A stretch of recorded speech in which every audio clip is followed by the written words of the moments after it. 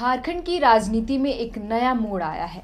घाटशिला उपचुनाव को लेकर चल रही हलचल के बीच कांग्रेस ने अपने ही दिग्गज नेता और पूर्व प्रदेश अध्यक्ष प्रदीप बालमुचु को बड़ा झटका दिया है। पार्टी हाईकमान ने बालमुचु की दावेदारी को नजरअंदाज करते हुए झामुमो को समर्थन देने का निर्देश जारी किया है। ऐसे में सवाल खड़ा होता है कि क्या बालमुचु घाटशिला उपचुनाव में निर्दलीय चुनाव लड़ेंगे या फिर पार्टी आलाकमान के निर्देशों पर चलकर वो भी झामुमो का साथ देंगे।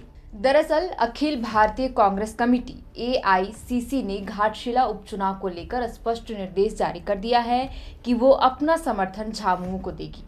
AICC ने झारखंड प्रदेश कांग्रेस कमेटी JPCC और पूर्वी सिंहभूम जिला कांग्रेस कमेटी DCC को झारखंड मुक्ति मोर्चा के उम्मीदवार की जीत सुनिश्चित करने का आदेश दिया है। AICC के प्रभारी के राजू ने प्रेस नोट जारी कर कहा कि कांग्रेस कार्यकर्ता झामुमो प्रत्याशी के पक्ष में मतदाताओं को एकजुट करें ताकि कोल्हान क्षेत्र में सत्तारूढ़ गठबंधन की स्थिति और मजबूत हो। गौरतलब है कि झामुमो ने इस उपचुनाव के लिए स्वर्गीय शिक्षा मंत्री और पूर्व घाटशिला विधायक रामदास सोरेन के बेटे सोमेश सोरेन को अपना उम्मीदवार घोषित किया है। रामदास सोरेन यहां से 3 बार विधायक रहे। 15 अगस्त को उनका निधन दिल्ली के अपोलो अस्पताल में हो गया था, जिसके कारण ही घाटशिला विधानसभा में उपचुनाव हो रहे हैं।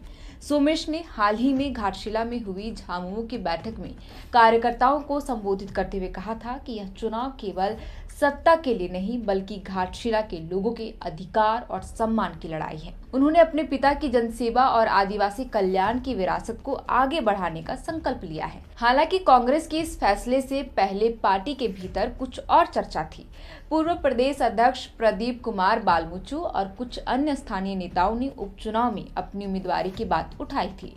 प्रदेश कांग्रेस अध्यक्ष का भी बालमुचु को समर्थन मिल रहा था, लेकिन अब AICC ने स्पष्ट रूप से निर्देश दे दिया है कि कोई अलग से उम्मीदवार नहीं उतारा जाएगा। इसके अलावा कांग्रेस ने किसी तरह के बयानबाजी पर भी तत्काल रोक लगा दी है। यह कदम गठबंधन की एकता बनाए रखने और वोटों के बंटवारे से बचने के लिए उठाया गया है। कोल्हान क्षेत्र में 2019 के विधानसभा चुनाव में झामुमो कांग्रेस गठबंधन ने 14 में से 11 सीटें जीती थी और यह गठबंधन अपनी इस मजबूती को बरकरार रखना चाहता है। गौरतलब है कि कांग्रेस के पूर्व प्रदेश अध्यक्ष सह घाटशिला के 3 बार के विधायक रह चुके डॉक्टर प्रदीप कुमार ने इस सीट पर होने वाले उपचुनाव में अपनी दावेदारी पेश की थी। चुनाव लड़ने को लेकर वे दिल्ली भी जाकर 4 दिन तक रुके थे और वापस झारखंड लौटकर प्रदेश प्रभारी के राजू से मिलकर इस बारे में चर्चा भी की थी। हालांकि अब कांग्रेस ने साफ तौर पर कह दिया है कि वो झामुमो के उम्मीदवार को अपना पूरा समर्थन देंगे।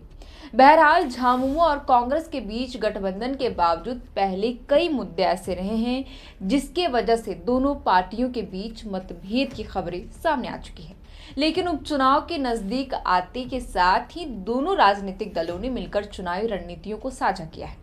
कांग्रेस पार्टी का समर्थन झामुमो को न केवल वोटों के लिहाज से मदद करेगा बल्कि यह भी सुनिश्चित करेगा कि गठबंधन के भीतर किसी तरह की कोई भी खटास ना हो।